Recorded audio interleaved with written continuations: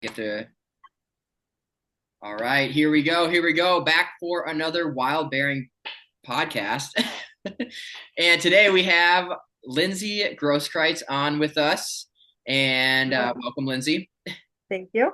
Good to have you on. And yeah, we just keeping the podcast rolling, keeping information, educational, entertaining, keeping it pushing it out to our audience. But Lindsey, you want to talk about yourself, who you are, what you do, uh, some of your passions in the outdoors, and how you got involved in that sort of thing. Great. Well, my name's Lindsay, like you said.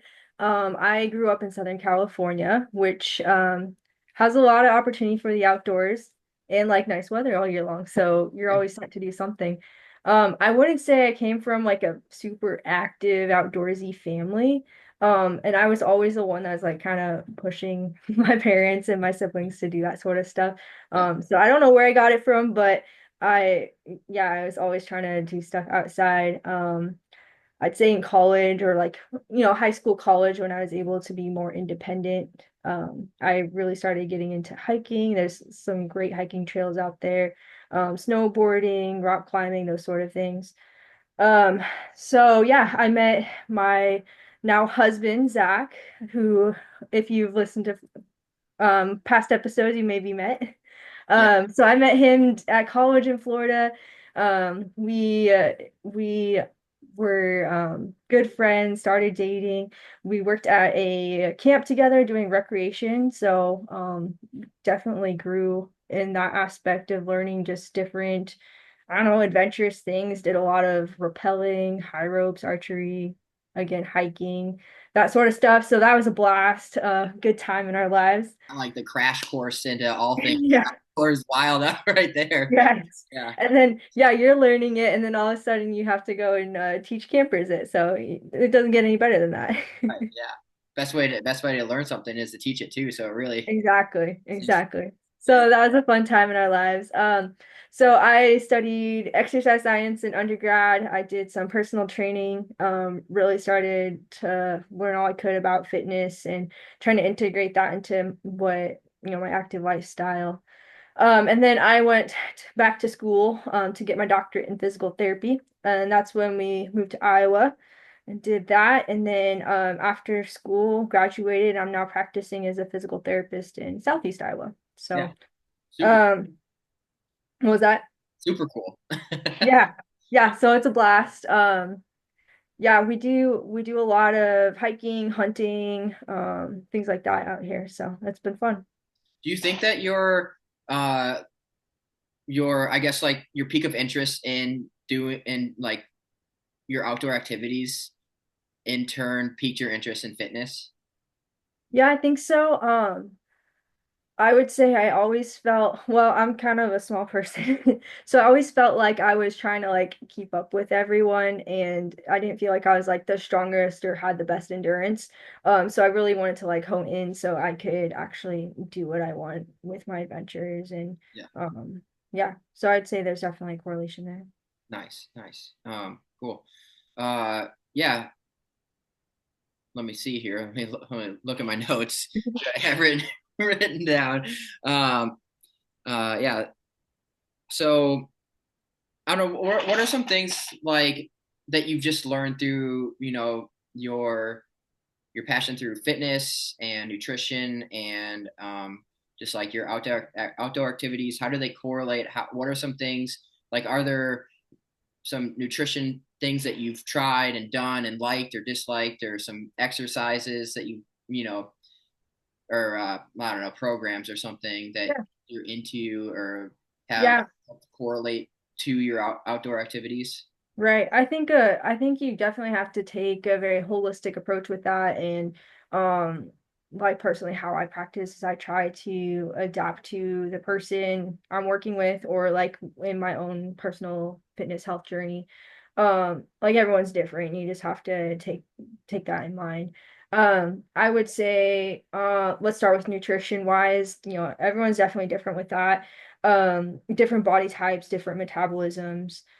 I've found like personally for myself, I'm more of a lean person and it super fast metabolism. So I have to make sure I'm having frequent meals throughout the day, high protein content, high fat content too, to like even maintain what I'm trying to build muscle wise.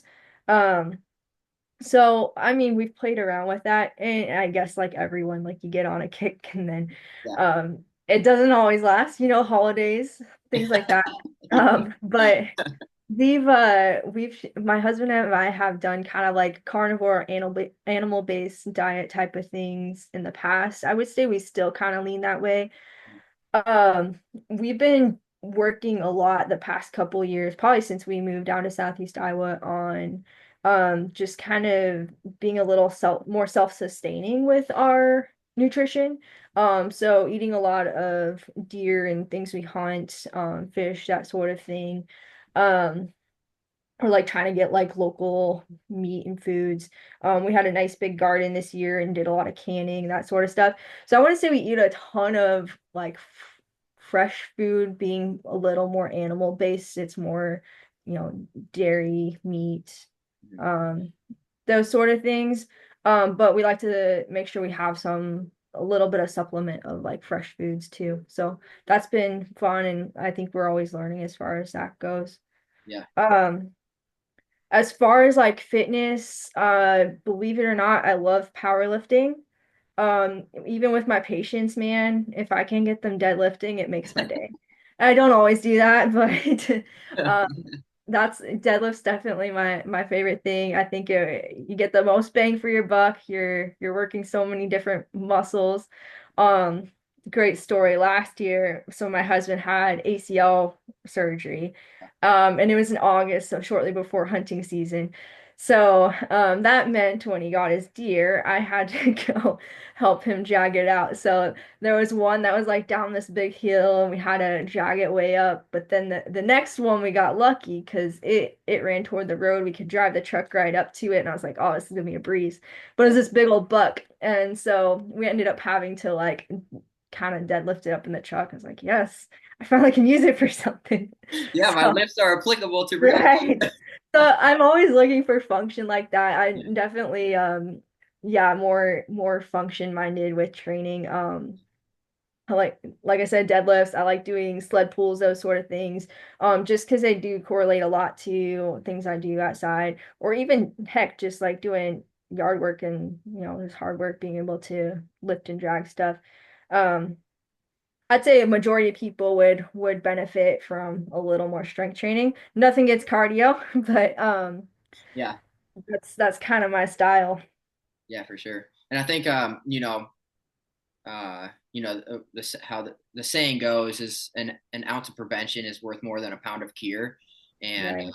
I think strength training, at least for me in my life, in my experience, you know, strength training and doing exercises help prevent injuries. And with all the activities that I do, like being mobile and having strong knees and ankles and Yeah, joints is just like is helpful for me because I put myself in a lot of situations where I could twist an ankle or right. do something like that. But Right. yeah, Yeah. I think a lot of people if they enjoy I don't know, there's a lot of stuff that do take like more of your endurance and they train cardio, which is great, but if you aren't intentional with strengthening some of the stabilizing muscles and just having that like strong foundation, you're still going to be so prone to injury. So that's important not to miss out. yeah, yeah, for sure. So you've kind of like I mean, you and Zach have both done, I guess, or diets. Like I know the carnivore one was good to you, and then, um, obviously, like you guys have tailored that to, and not just on that, but like, what would you recommend for people trying to do diets, hearing all these like different fads, um, and like I guess yeah, what's your recommendation on people trying diets? I think like being intentional with it is good. Like not just following, something someone put out there, something you saw on TikTok. Yeah. Trying to figure out, what's your goal? Are you trying to put on weight? Are you trying to decrease inflammation? Those sort of things. So, good example for Zach and I, we've both noticed that if we eat a more vegetable heavy diet, we feel more bloated and just lethargic, things like that. So trying to find like those triggers, and that's why we've gone more toward like the animal based, is we know that just for some reason it just makes us feel a little more inflamed and tired.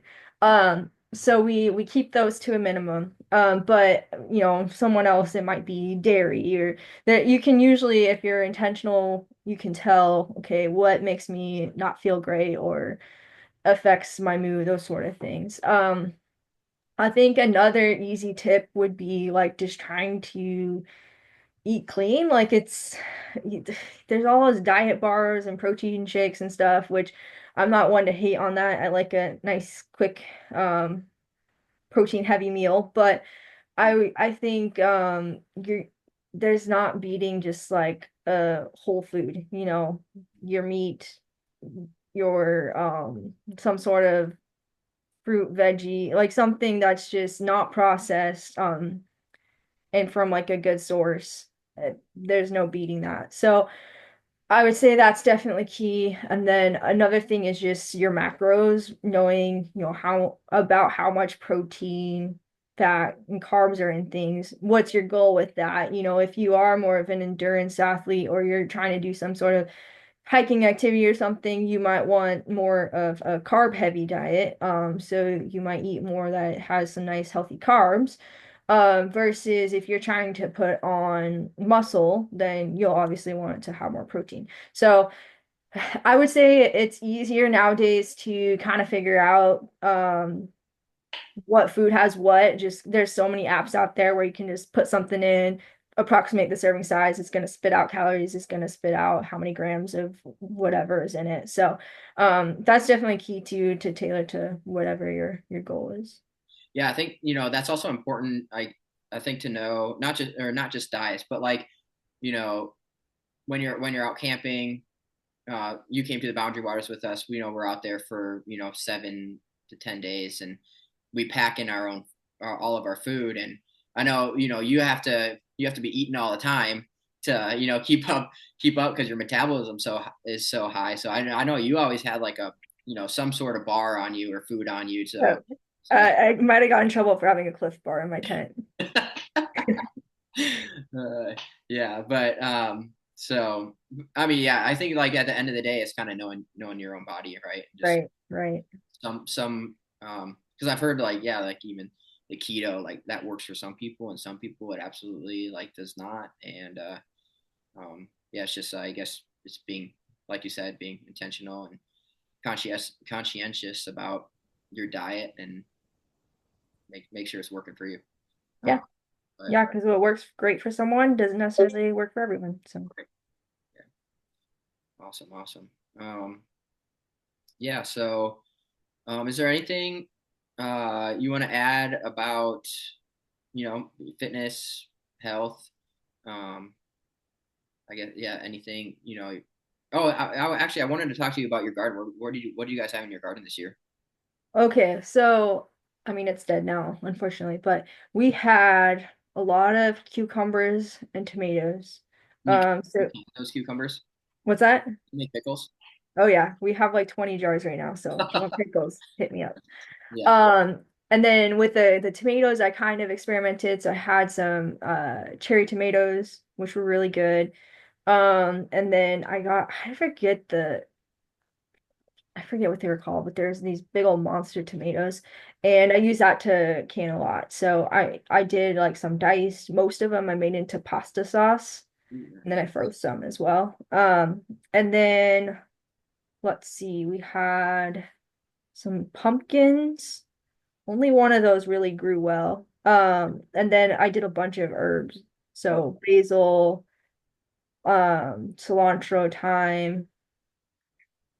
I don't know, I had all kinds of different stuff. So I was playing around with drying that, adding it to like my pasta sauce. And the other thing was jalapenos and peppers. oh, So We canned some jalapeno jam, which is fantastic with a little bit of on sourdough with a little bit of cream cheese. Oh, it hits the spot. That's awesome. That sounds amazing. Yeah, Yeah. we So can't.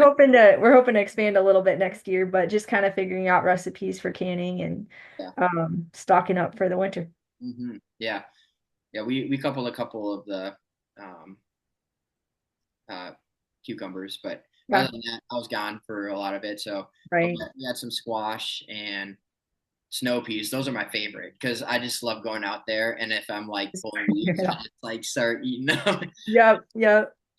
But I yeah, think I think next year I want to experiment with growing like different types of potatoes or sweet potato mostly because I love sweet potatoes. sweet potatoes. Um, so we're gonna see what we can come up with for that. Yeah, yeah, that'd be awesome. Good stuff.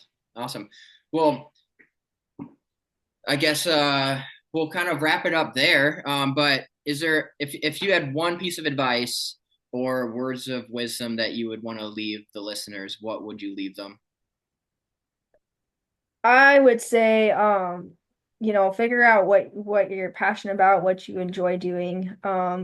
I guess in my line of work, I see a lot of people who they just worked all their life and then they retired and then they just sit on their butts and watch TV all day and their health goes downhill. So I think it's important, when you do have your health in your youth, to find to find things that keep you active and that you enjoy, and then just kind of set your sights on that, be intentional with whether it's strength training or your nutrition or whatever, just things to help you be able to do it for as long as you can and just live wild and free.